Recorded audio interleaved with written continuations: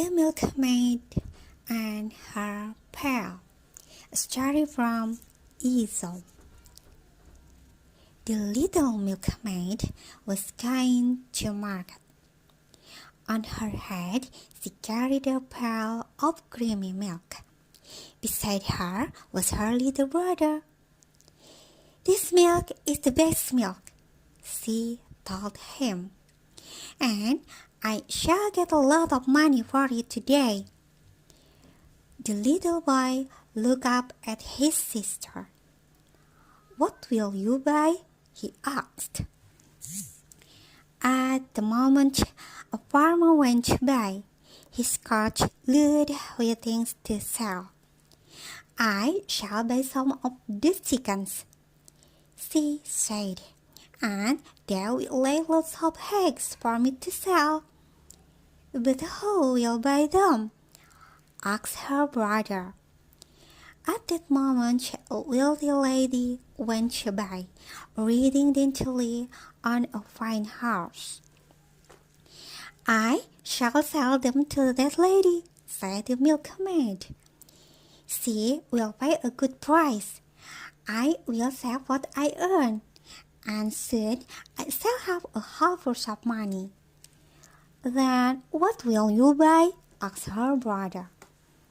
The sister touched and touched, and soon they had reached the first of the market stalls. "I shall buy a fine dress from this stall," said the girl. "And look at the milliner's. I shall buy a fancy hat and trim it with ribbon." And then she went on. "All the young men will turn their heads and notice me. Then all the other girls will be jealous of me," she exclaimed. "But when they go, I shall just toss my head like this." As she spoke, she tossed her head, and the pail fell off, and all the milk was spilled. "Oh no!"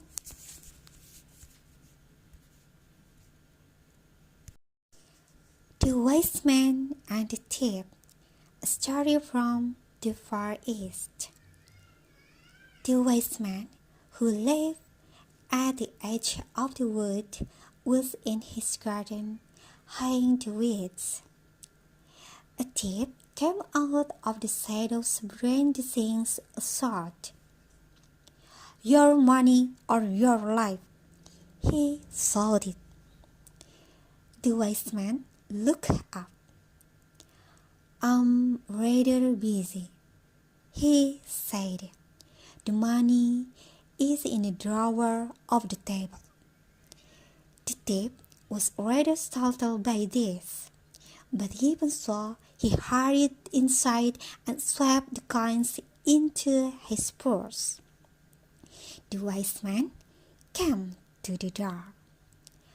"I meant to ask," he said, "if you will leave just one coin. I need it to pay the rent of my home." The thief had never been stopped in the middle of a robbery before. Astonished, he tossed a coin onto the table and ran out. "Excuse me, you forgot," called the wise man, "to thank me. That's not polite." The thief stopped, feeling bewildered. Very kind of you. Thank you very much," he said. A few days later, the town clerk came to visit the wise man. With him was a soldier, and the soldier had the thief in handcuffs. "We have reason to believe," said the clerk, "that this man robs you, as he has robbed others." "Not me," said the wise man. "I gave him the money. He thanks me for it."